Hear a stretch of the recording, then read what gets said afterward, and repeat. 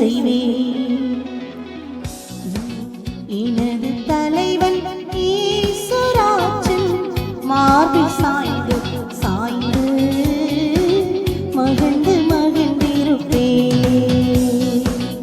எனது தலைவன் ஈசுராஜன் மார்பில் சாய்ந்து சாய்ந்து மகிழ்ந்து மகிழ்ந்திருப்பேன். பசும்புல் மேய்ச்சல் அமர்ந்த